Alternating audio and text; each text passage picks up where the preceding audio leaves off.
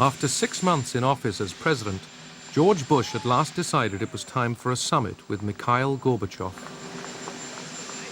I said, I want to meet Gorbachev, and I want to do it soon. I felt it was important, but we had different feelings inside our administration.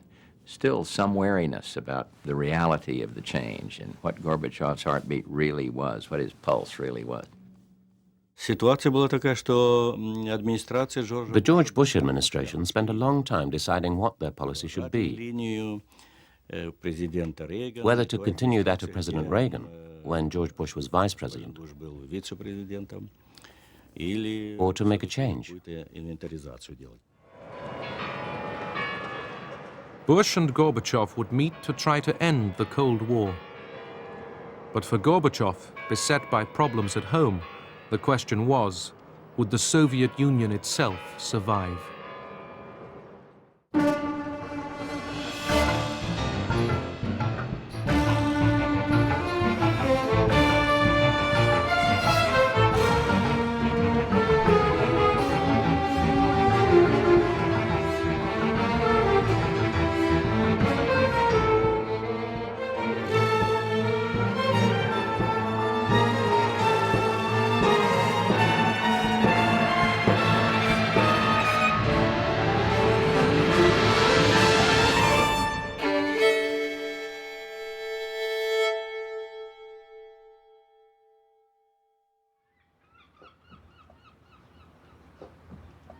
It took time to fix a venue for the summit, but finally, Gorbachev and Bush agreed to meet in the Mediterranean on board ship. We finally hit upon Malta because it was a nice, peaceful harbor, a place that they never had bad weather, and nobody would get seasick. But they did get seasick. We had a weather satellite tracking station on board the ship, so we were able to keep track of weather across the Mediterranean around the world. And we saw a little storm developing toward Gibraltar, and it really stayed right over Malta. The world changed dramatically between President Bush's first overture to Gorbachev in, I believe, August, and December when we actually met. The wall had come down in Berlin. Poland was no longer a communist country. Hungary was no longer a communist country. Everything had changed. We surprised people by coming forward with an agenda. Here's what we're going to do with you. And before we even got through the first pleasantries, we unleashed this on him. They came well prepared. The discussion was interesting. We met one-to-one. Only our assistants were present. He laid out his vision and proposals, and I agreed. We had the same views. Our discussions moved on to a new level. Outside, the storm rose higher. The Americans left the Russian ship and couldn't get back. The talks didn't restart till the next day. President Bush said something about America's allies wanting the United States to stay in Europe. And Gorbachev said, we want the United States to stay in Europe too. The United States is a European power.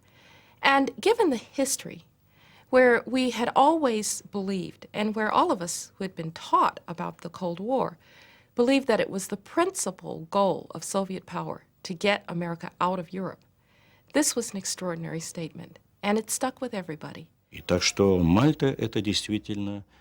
Malta was the place where, for the first time, we said we no longer considered each other enemies.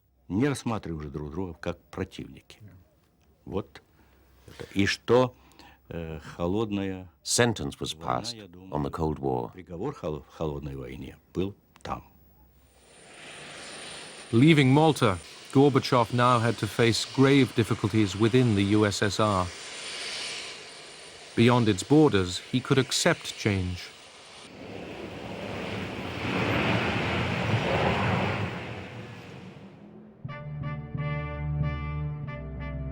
Prague, Czechoslovakia. The Communist Party was still in power.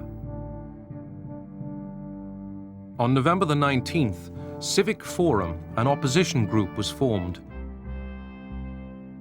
Among them, the playwright Václav Havel. They met in the Magic Lantern Theatre, underground. Society was already pregnant with problems. It was clear that sooner or later the regime would collapse, but nobody knew exactly when or how. In this sort of situation, a snowball can start an avalanche.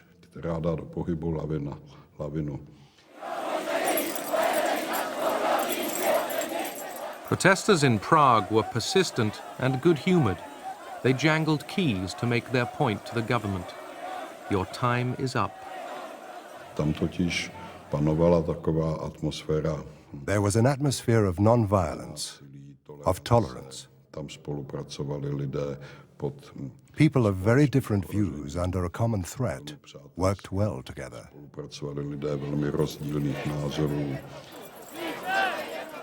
It worked. A sekretariátu UVKSČ dávají své funkce k dispozici.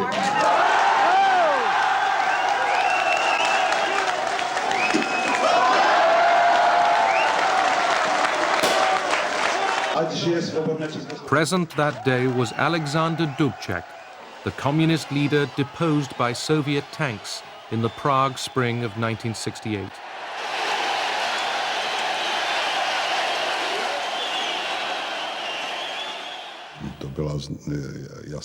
It was a clear sign that the regime was starting to give up.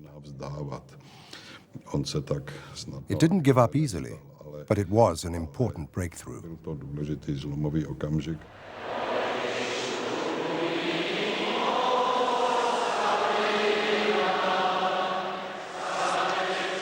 As people found their voices, Czechoslovakia was finding democracy again.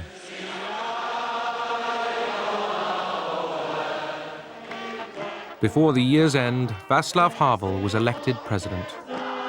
It came to be called the Velvet Revolution. No blood was spilt here.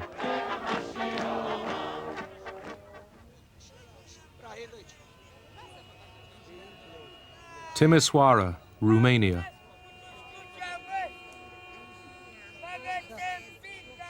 In mid-December, during riots against the communist regime of Nicolae Ceausescu, security forces shot dead 73 men and women. The tyrant Ceausescu was ruthless in suppressing opposition.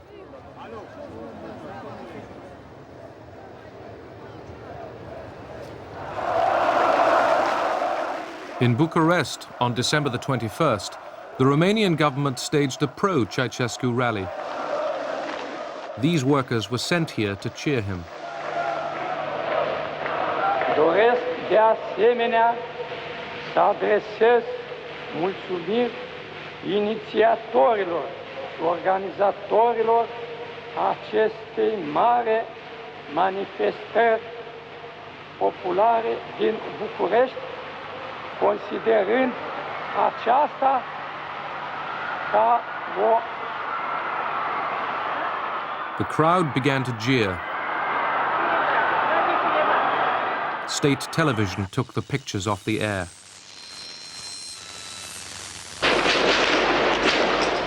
It was too late. There was fighting throughout the night.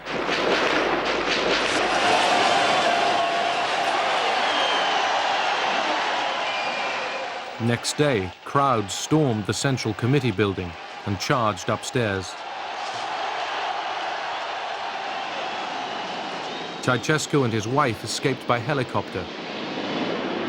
An aide held a gun to the pilot's head.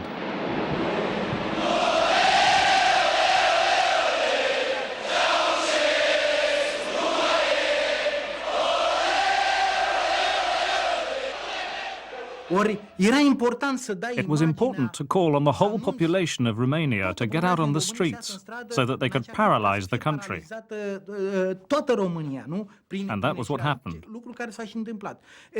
it was important to say that Ceausescu had fled in his helicopter because people couldn't believe what was happening. That same day, Ceausescu was captured. He and his wife had got just 45 miles from Bucharest. In the muddle and confusion that followed, different factions fought it out in the streets.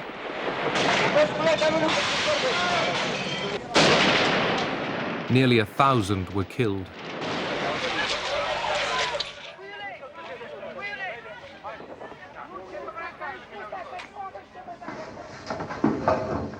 The Ceausescus were tried by court-martial. Unanimitate de voturi pe inculpații Ceausescu Nicolae și Ceausescu Elena la pedeapsa capitală și confiscarea totală a averii pentru săvârșirea infracțiunilor de genocid prevăzut de art 357 alineatul 1 litera C cod penal. Nu, despați de acolo. Nu e voie să le legați. Nu, ne legați. Stați la joc, mă vezi, nu mă legați, mă, e rușine. E rușine, v-am crescut ca un om. Stați la un loc, mă. Ce asta, rupeți mâna, dați-mi drumul la mână. Dați-mi drumul. Sentence was carried out.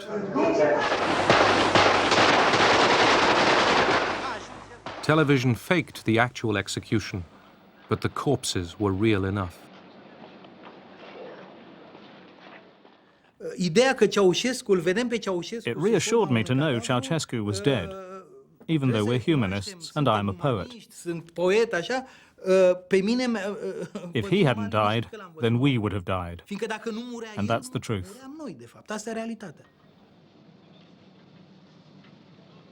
The executioners took care their victim could be recognized.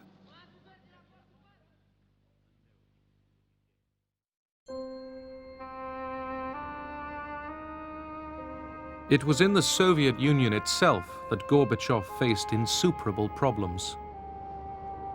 He could allow freedom to the satellites, but would he allow it to the Soviet republics? There were 15 separate republics. Most wanted independence. The Soviet Communist Party was losing control. Goods in the shops were scarce. We rightly chose freedom, democracy, glasnost and pluralism. But we got one thing wrong. People judged the state of the country by what they could or couldn't buy in the markets and shops.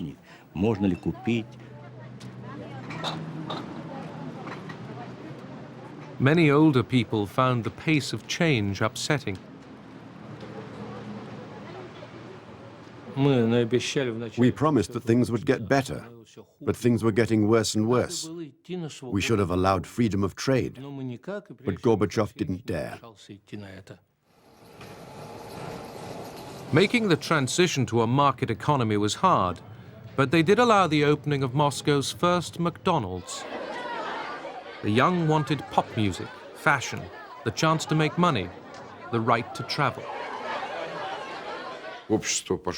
Society moved on, and the party stayed where it was. People started running like rats from a sinking ship. Gorbachev gave Soviet citizens for the first time the freedom to demonstrate. Now demonstrations called for an end to the Communist Party's monopoly of power. But communist hardliners opposed reform. Despite them, Gorbachev, himself a communist, chose pluralism. The Communist Party, which had ruled since the October Revolution of 1917, would have to share power with others. It was a complete break with the practice of Lenin and Stalin. Of the 15 republics of the Soviet Union, the Russian Federation was the largest. Most were responding to Gorbachev's loosening control with demands for national freedom. In the Baltic states of Estonia, Latvia, and Lithuania, annexed by Stalin in 1940, the demand was total independence.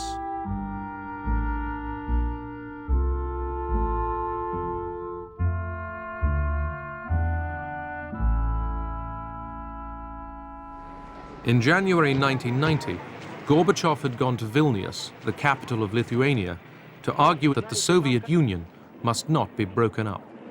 Перестройка, с одной стороны, вот она открыла возможности через демократию, гласность, через признание реальностей. А реальность — это то, что мы многонациональное государство, и мы должны считаться с народами. Это не Америка. Despite Gorbachev, the other Baltic states, Estonia and Latvia, followed Lithuania's lead and also demanded independence.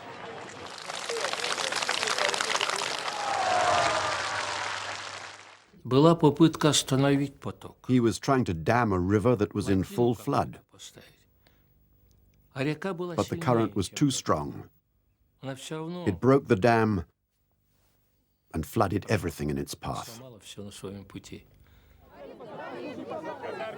Boris Yeltsin had been Communist Party chief in Moscow.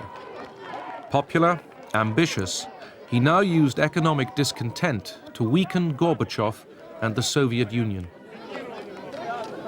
In May 1990, he was chosen parliamentary leader of the Russian Republic. Yeltsin is a very good man for Russian people. Gorbachev, Bush, goodbye, goodbye, goodbye, goodbye. На каком-то этапе люди стали... People began to question Gorbachev's reforms. They started to listen to demagogues who promised that everything would be better tomorrow.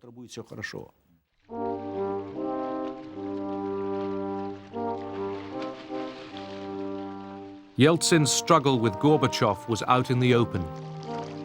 Russia, richest of the republics, would be Yeltsin's road to power. Gorbachev would never really acknowledge that the Soviet Union would break up.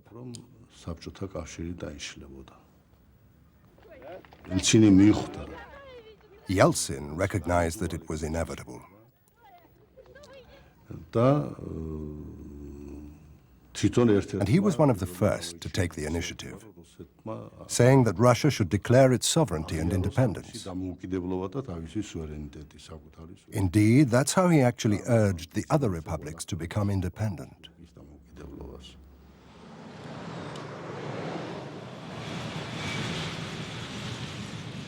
On the international scene, Gorbachev was still the man the West could do business with. At their meetings, Gorbachev asked Bush for help in his economic difficulties.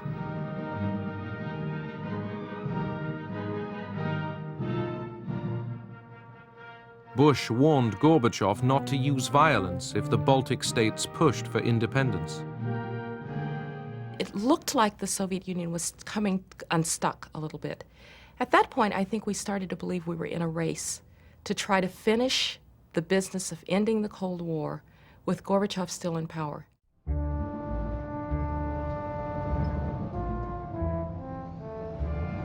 The Red Army was pulling out of an Eastern Europe it had dominated for decades.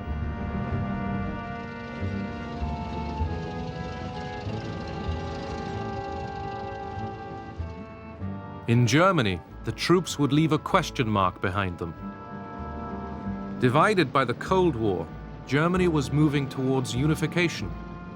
Would the Soviet Union really allow a united Germany to belong to the West's military alliance, NATO?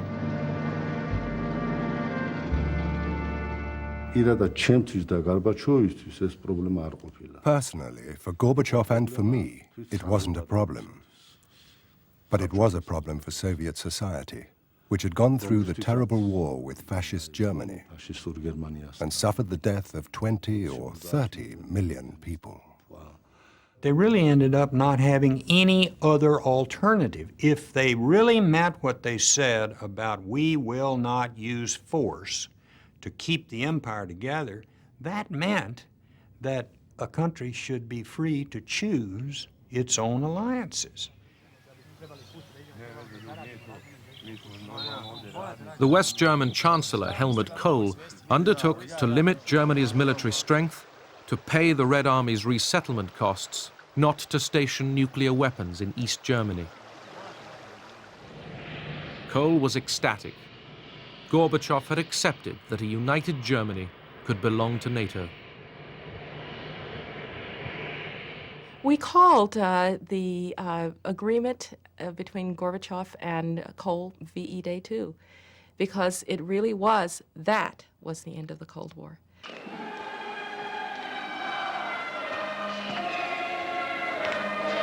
The divided Germany at the heart of the Cold War was reunited.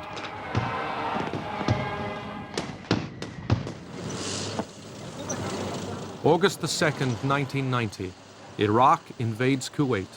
Iraq was a Soviet ally. In spite of Iraqi-Soviet ties, Secretary of State Baker succeeded in persuading Shevardnadze to a joint condemnation of the invasion. The minister has indicated that there was some difficulty on the part of the Soviet Union in coming to this agreement. Shevardnadze had consulted Gorbachev, but he knew their hardline enemies would use it against them.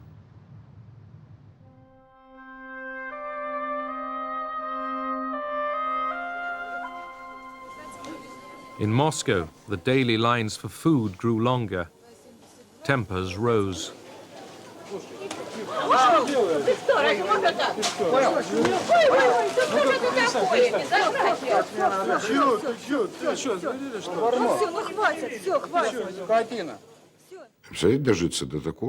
Can you imagine we'd live to see the day when we needed coupons to buy socks? There weren't even any socks available. There was nothing on the shelves except out-of-date tins of fish. That was the result of perestroika. When Boris Nikolaevich Yeltsin suggested a new way forward, of course, people supported him.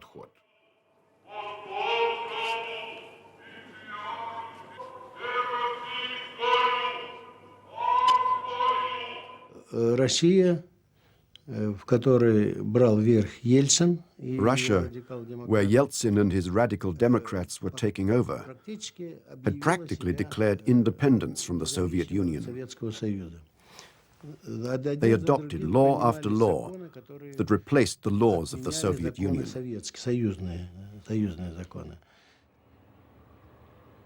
All that winter, Gorbachev was harassed by pressures from each side, for reform and against it. In December, Eduard Shevardnadze resigned. With Gorbachev sitting stony-faced, he warned of a hardline coup. Наступает диктатура, заявляюсь со всей ответственностью. Никто не знает, какая это будет диктатура и кто придет. Gorbachev had changed tack. He tightened security and brought hardliners into government. He appointed Gennady Yanayev his deputy. Yanayev declared, "I am a communist to the depths of my soul." Vilnius, Lithuania. On the 11th and 12th of January 1991, crack Soviet troops entered the capital to take back public buildings for the Soviet state.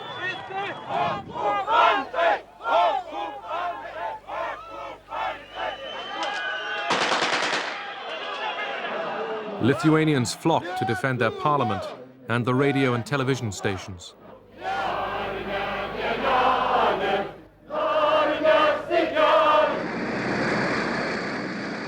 In the early hours of January the 13th, Soviet tanks attacked. If Lithuania were allowed to break free, there would be nothing to stop the other republics doing the same.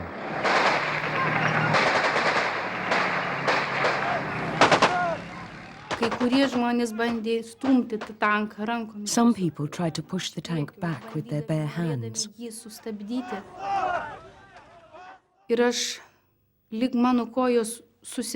My legs got tangled. I stumbled and fell on my back. I felt the tank treads pressing on my legs. didelio skausmo aš nejutau. Aš tik labai šaukiau. I didn't feel great pain, Šaukiau iš visos. but I was shouting very loudly with all my strength, Mama. Loretta's leg was saved. In the fighting, hundreds were injured. 14 were killed.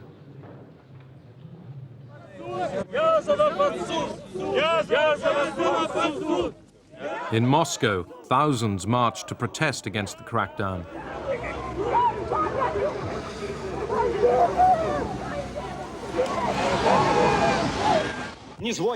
Gorbachev, caught in the middle, defended his government's actions. Мы же не можем допустить так. Ни центр, ни республики не можем стать на такую, чтобы не видеть это, что если ситуация такая возникает, там трудно предсказать, что может произойти. Army Day, 1991. The banners say, "Strong Army, Strong Union," and no to capitalism in the Soviet Union. Back to the old ways.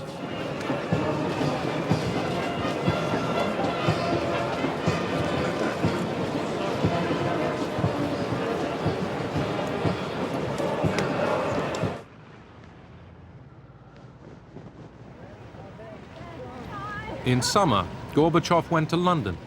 As usual, he basked in the welcome he received overseas. He had business to do. At the United States Embassy, he met Bush and agreed the terms of another New Deal on arms limitation.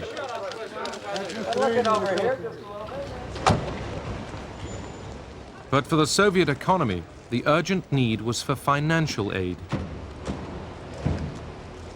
Gorbachev asked the leading capitalist countries for massive loans. In seeking to end the Cold War, he was doing them all a favor. But in spite of the smiles and the handshakes, they turned him down flat.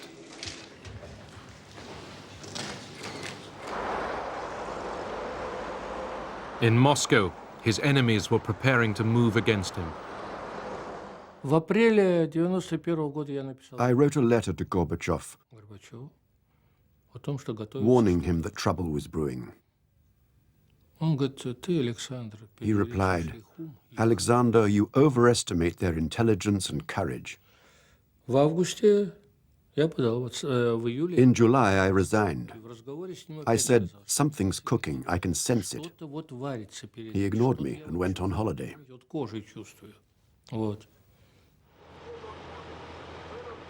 Gorbachev had drafted a new Union treaty, loosening the ties between the Soviet center and the republics. When it was due for signature in August, hardline communists were appalled.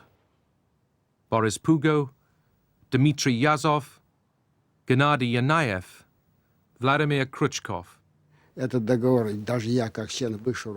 I read the text for the first time on the 15th of August, I was amazed by the fact that we only had 4 days left to the end of the Soviet Union. On August the 18th, a delegation arrived in the Crimea, where Gorbachev was on holiday. They demanded he declare a state of emergency and hand over power. He refused and was put under house arrest. On August the 19th, Moscow awoke to the sound of tanks and the news that Gorbachev was ill. An emergency committee had taken over.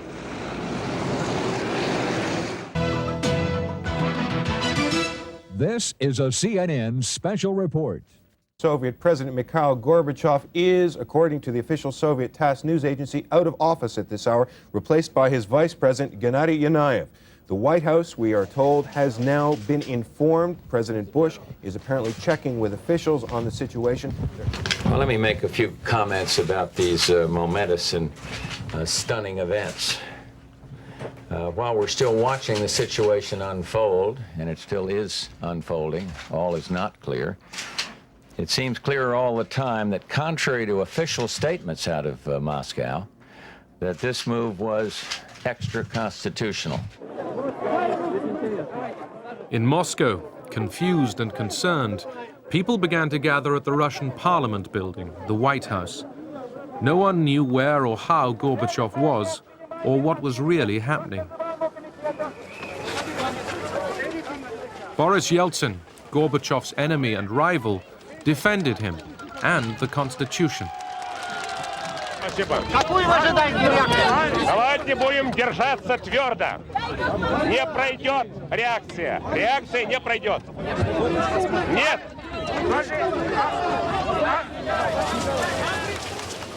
Yeltsin entered the parliament building and prepared to resist.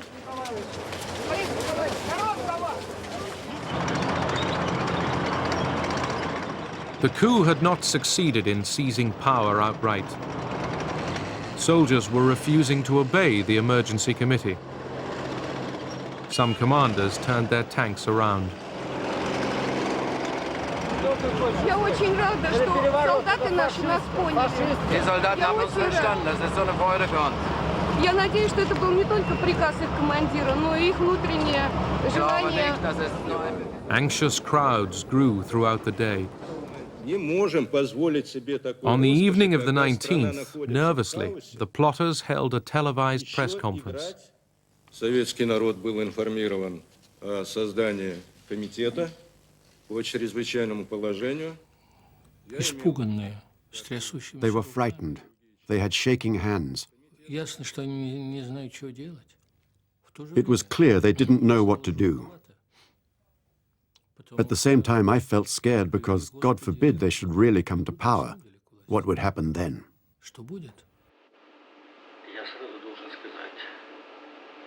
Gorbachev was unable to contact the outside world. He recorded this statement to a home video camera. No one saw it.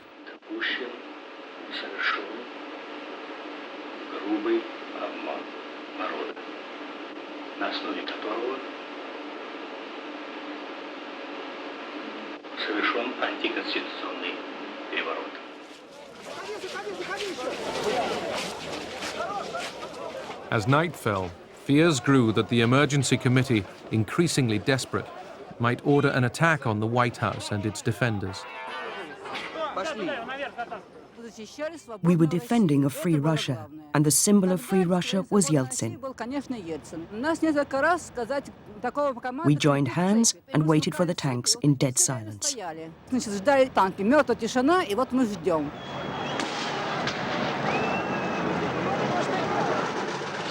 As the armored vehicles moved among them, 3 young men were killed.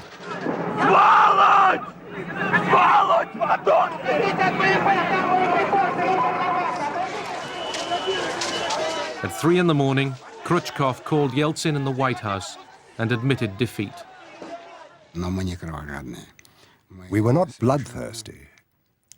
We were not ready to pay any price to hold on to power.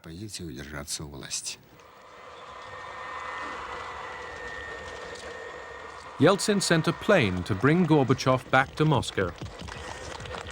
He arrived early on August the 22nd. Все, что мы сделали после 1985 года, уже дало свои реальные плоды. Общество, люди наши стали другими, и это было главным препятствием на пути этой авантюры, на которой встали группа лиц. Far more was changed than Gorbachev realized. Yeltsin was the victor and was now in command. Сегодня приняло решение объявить государственным флагом России трехцветный флаг.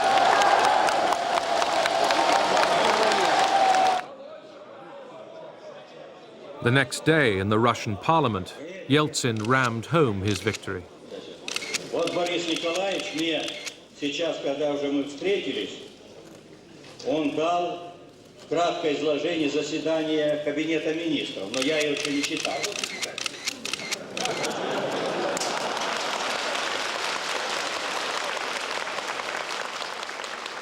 Humiliated by Yeltsin, And at last realizing that the Communist Party of the Soviet Union's role was finished, Gorbachev resigned as General Secretary. As talks on the Union continued, Gorbachev, still president of the USSR, was isolated.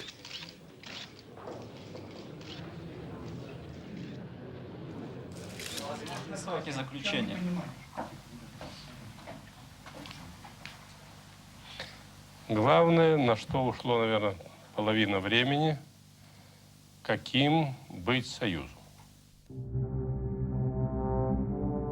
At Minsk, on December the 8th, Russia, Belarus, and Ukraine, the three Slav states, acted to dissolve the Soviet Union and set up instead a commonwealth of independent states. The Soviet Union was finished, and so was Mikhail Gorbachev. They told George Bush before telling Gorbachev what they'd done. It's disgraceful to tell the President of the United States and not bother to inform the President of your own country. It's shameful. Absolutely contemptible. It's dirty.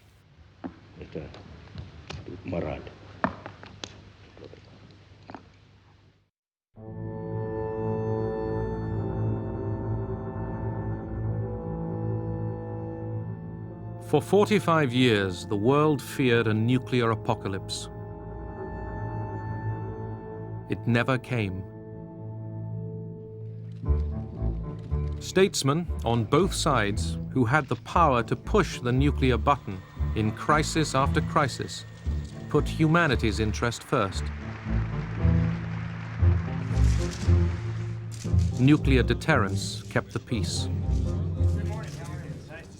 The world is a far safer place now that the Cold War is over. No leader of a small country is worrying and saying to his cabinet, one of these two crazy superpowers is going to get us caught up in a nuclear war. That is not going to happen. Those of us who experienced what I would call the fever of the Cold War, the permanent state of alarm about the prospect of a nuclear war,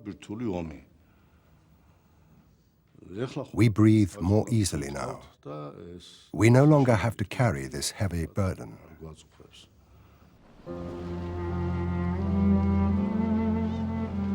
The Cold War ended peaceably, but need it have begun? Could it all have been avoided when East and West were comrades back in 1945? We missed our chance because there were so many suspicions on both sides.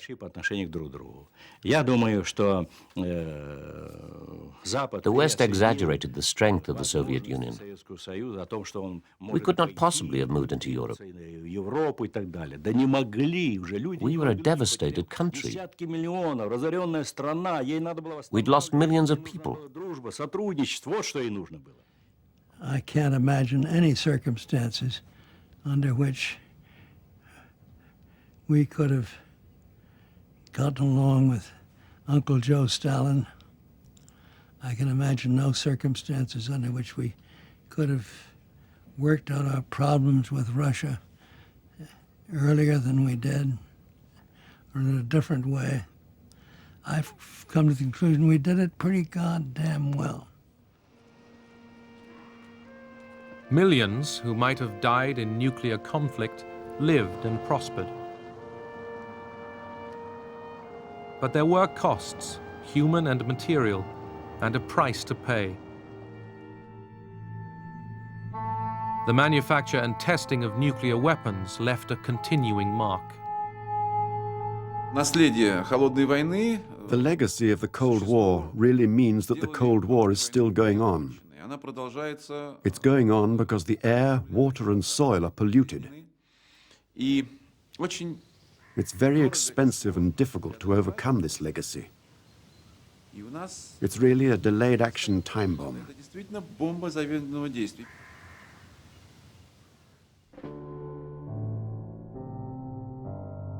During the Cold War, the United States and the Soviet Union between them spent trillions of dollars on armaments. The United States, borrowing heavily, could afford it. The Soviet Union, in the end, could not.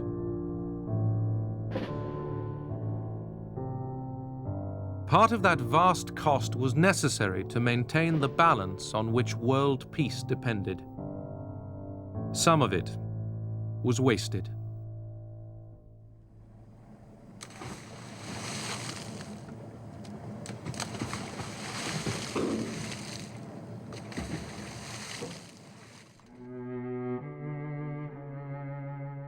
There were shooting wars within the Cold War. They took their toll. In Korea, millions died.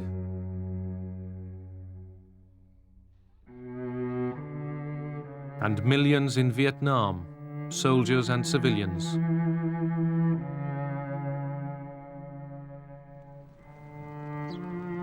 Over 1 million died in Afghanistan.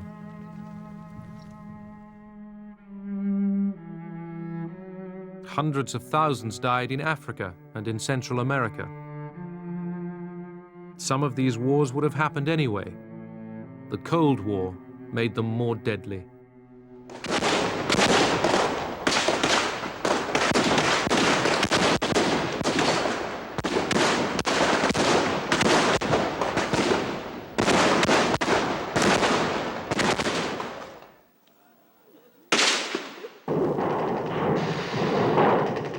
Thousands died in a divided Europe.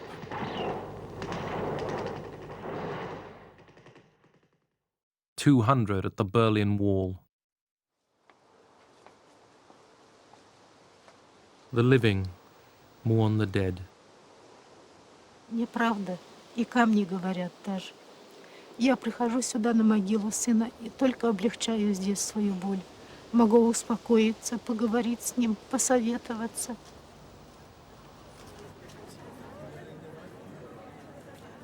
And look, he's right here, where my lips can reach him. He isn't up high where I can't reach him or down low where I can't bend anymore. He's right here in front of me.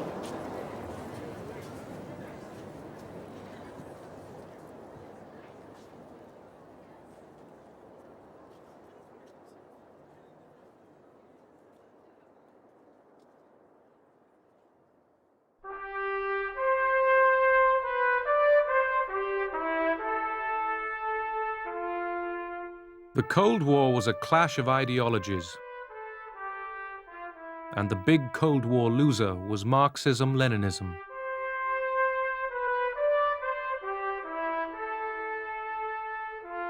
The communist dream of a better society that would outlast the West came to nothing. But not for Fidel Castro. Why believe that the ideals of socialism, which are so generous and appeal so much to solidarity and fraternity, will one day disappear? What would prevail? Selfishness? Individualism? Personal ambitions? That will not save the world. Of that I'm absolutely convinced.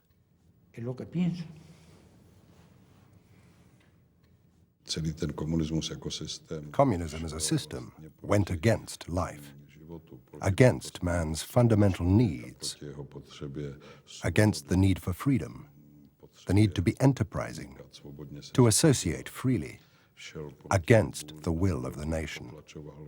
It suppressed national identity. Something that goes against life may last a long time, but sooner or later it will collapse.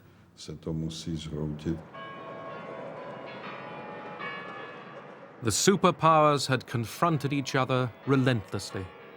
Now, under intolerable pressure, one side withdrew. Gorbachev had done as much as anyone to end the Cold War. He called Bush and told him this was his last day in office. There was a kind of sadness. The finality of it hit me pretty hard, and it was Christmas time, and holiday time. And I felt that a friend was hurt, and I wasn't happy about that. That night, the red flag of the Soviet Union was lowered for the last time.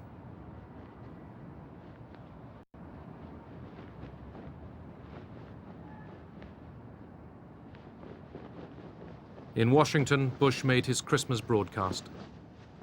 For over 40 years, the United States led the West in the struggle against communism and the threat it posed to our most precious values.